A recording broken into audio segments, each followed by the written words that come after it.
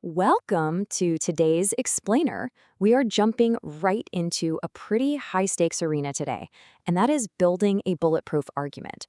Think about it. Every single day, we are absolutely bombarded with claims and opinions, right? So how do we actually defend our own minds? How do we make sure the arguments we build can withstand any kind of attack? Well, let's figure that out. There's this piece of ancient courtroom wisdom from Proverbs 18:17 that goes, "The first to speak in court sounds right until the cross-examination begins." It really sets the stage perfectly for us. Have you ever completely believed someone's story, right up until you heard the other side? Yeah, me too. That's exactly why we absolutely have to test what we hear. Just sounding confident, it just isn't enough. Okay, here's our roadmap for today. Section 1 is building a solid defense. Section 2, what is real evidence? Section 3 covers strong versus weak evidence. Section 4 lays out your next steps. And finally, Section 5, education with morality. So let's dive into this. A claim without evidence is exactly like a chair with no legs. It literally cannot stand. You could build the absolute most beautiful seat in the world, but without sturdy legs, it's going to collapse the second someone tries to sit on it. In an argument, your claim is that seat, and your evidence, those are the legs. Even the absolute best claim will just fall apart without solid proof holding it up. Section 1, building a solid defense, and why this matters. Imagine you're a lawyer, right? You're building this crucial defense. You wouldn't just look at the jury and say, "Hey, trust me." You need a shield, and that's exactly why evidence matters. It anchors your opinions with unshakable facts. It acts as a sort of filter for reading the news so you don't fall for misinformation. It sharpens your research skills, and honestly, most importantly, it protects you when people try to pressure you into believing something that just isn't right. You basically become immune to bad arguments. Moving right along to Section 2, what is real evidence? Separating fact from opinion.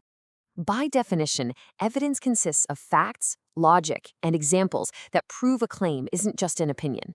The absolute golden rule here is that a strong argument actively connects every single piece of evidence right back to the main claim. If your evidence doesn't build a direct bridge back to your main point, well, it's completely useless to your defense. Now, if we look at the hierarchy of evidence types, we've got facts, hard statistics, expert quotes, and real-life examples. But take a look at what's sitting at the very bottom. Personal stories. Now, what's really interesting here is that while they are technically evidence, personal stories are actually the weakest form of proof. Why?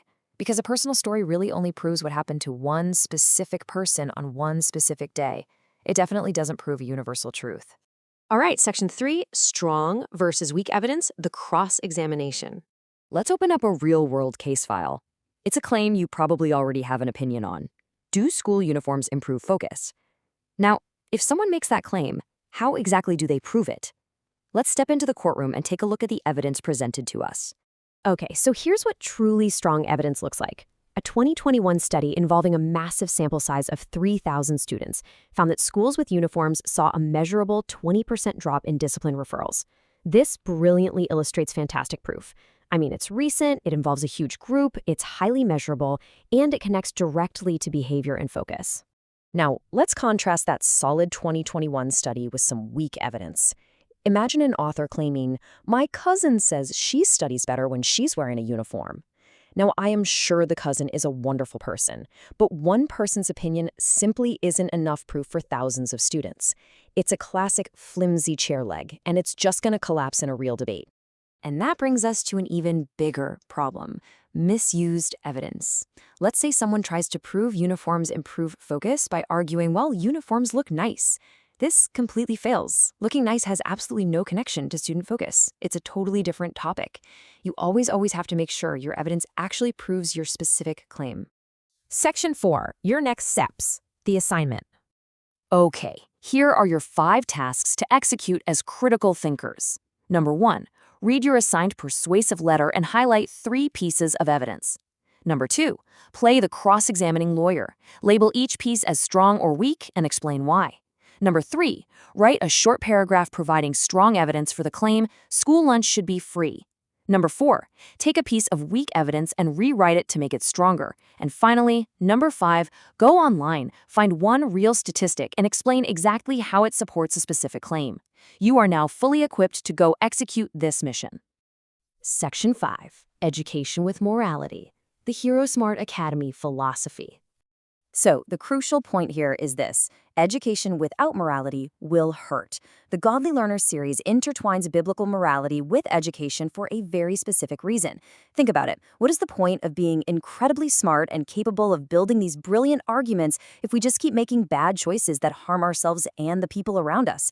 A sharp mind without a moral compass? That's really just a dangerous tool. We're going to leave you with this promise from Romans 8:6-7. Which promises peace of mind to everyone who keeps their mind spiritual. True, lasting peace only comes when your sharp, critical thinking is guided by a moral, spiritual mind. So as you go out there to analyze all the world's arguments, ask yourself, is your sharp mind being used to build up or to tear down? Keep your mind spiritual and let that guide your brilliant intellect. See you on the next explainer.